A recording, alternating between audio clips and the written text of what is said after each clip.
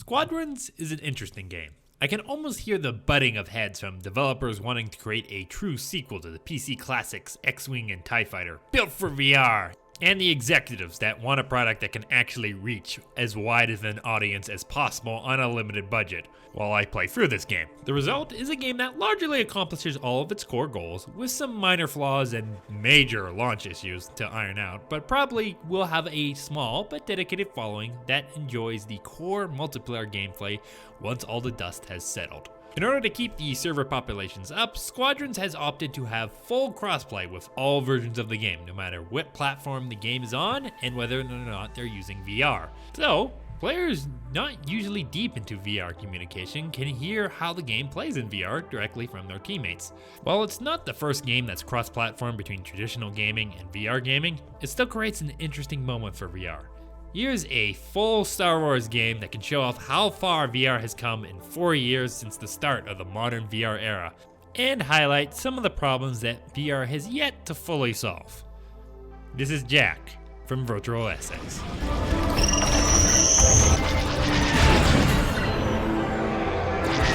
Hold for a second. Okay, that was incredible. The biggest selling point of VR is experienced right away as the game places you in the cockpit. It's just awesome being in an X-Wing, a TIE Interceptor, or any fictional ship you've always wanted to fly. The biggest difference between something viewed through a screen and something viewed through virtual reality is depth perception. It makes the interior of your cockpit feel, well, real and unique between ship to ship. The TIE Fighter has a surprisingly spacious interior and, of course, a limited viewport. The Rebel fighters like the A-Wing have a tight interior that feels like it's squeezing me in, but with a huge window that I can easily look around in. And the supports make me feel like I'm drifting in a space truck. It's details like this which sell the core fantasy of being an ace X-Wing pilot. However, in a competitive multiplayer experience, most people are just interested in something if it makes you a better pilot or if it's just personal preference. The iron furnace of competitive play burns away what people might find preferable and leaves only what's optimal in its place.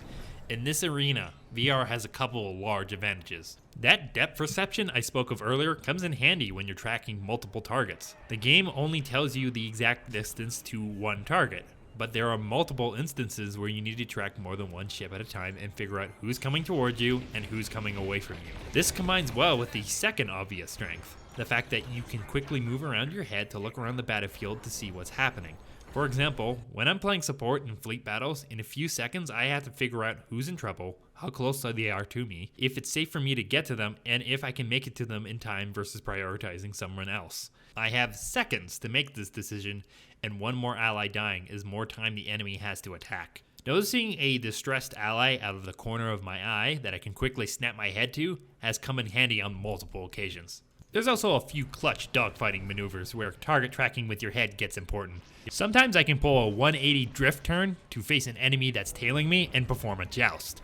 If they're a smaller ship like an Interceptor and I'm a tankier ship like an X-Wing, I can usually kill them. I usually turn a corner, boost and turn 180 degrees, spot the ship tailing me, and focus on them with all my lasers and rockets and hope my forward shields hold up long enough for me to finish them off. With proper targeting, this isn't impossible to pull out of VR, but it sure feels easier with my headset on. Overall, tracking targets, pulling off clutch maneuvers, and being aware of the battlefield is just easier, more immersive, and just plain more fun in VR. It's something hard to put into words, but it becomes obvious the first few hours you put on a headset. But things aren't perfect. Most streamers of Squadrons aren't using VR, and even the ones that say they use it and enjoy it still take it off. The two issues is that gameplay in VR might not look as good streamed as on a normal monitor as just using normal flat screen gameplay, especially during long spinning dogfight sequences, and the other is the simple fact that it's really hard to play in VR for lengthy periods of time for most people, especially a demanding game like Star Wars Squadrons, even after you get your VR legs and get used to motion sickness. Myself, a VR player for about 8 months now, still found I had an adjustment period of about 1 to 2 hours before I got used to playing it in VR, even after I got some early practice from House of the Dying Sun. When you stream upwards of 9 hours per day, a major source of additional strain on you will be a problem. VR headsets are getting smaller, lighter, better balanced, and have crisper displays. but they're still bulky and hard to wear for long periods of time. I also noticed a couple VR players complained about the lack of motion controller support, so they could actually look around their cockpit and interact with the various switches and knobs to control their ship like in most VR games. While I understand this desire, I think it was a prudent decision to leave this support out because even if it was implemented, next to no one would use it in multiplayer. Squadron's gameplay is lightning fast and it's barely squeezing enough functionality from all the buttons on a traditional Xbox controller, let alone mapping them to the limited buttons on common motion controllers. And without tactile feedback, it's impossible for a motion control scheme to keep up with a traditional control scheme.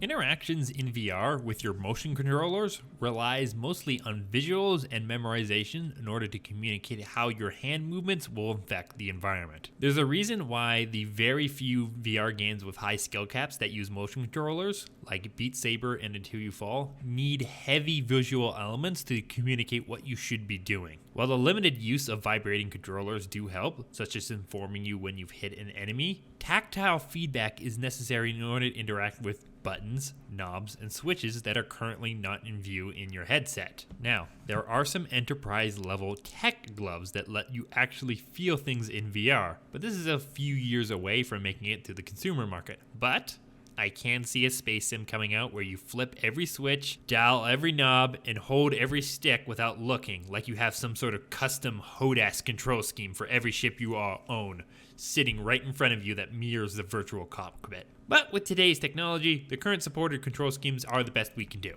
Also, there were a couple launch performance problems that especially affected VR users. I was originally going to skip this since they're quickly getting hotfixed, but as of writing this, they haven't all been fixed and they illustrate another problem with developing for VR. The current standard of VR is 90 frames per second for most PC VR headsets. And Squadrons had a problem at launch where the game could sometimes not maintain a solid frame rate above 60 frames per second, sometimes shuddering for a few frames.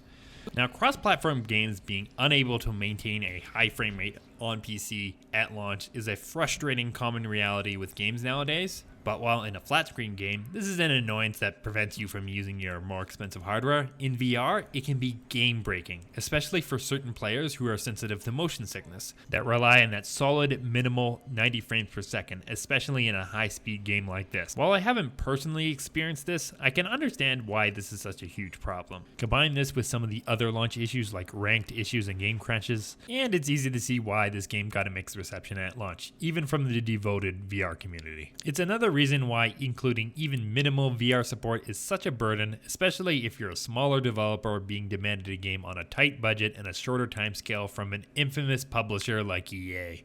Despite these issues, I think in the end, Squadrons has shown just how far VR has gotten in the last 4 years of the current VR era. I've been playing Squadrons in pickup groups for fleet battles formed in Discord and having a lot of fun. And the topic of VR and how it affects my play has come up pretty often. There's no doubt in my mind Squadrons has increased the size of the VR market. Time will tell if Squadrons has a healthy lifespan ahead of it once it escapes the turbulence of its launch, and maybe we'll have another chance to see how much further VR has come in the future when a sequel or an expansion comes out after PC VR headsets get cheaper and the PlayStation VR 2 comes to its next generation console.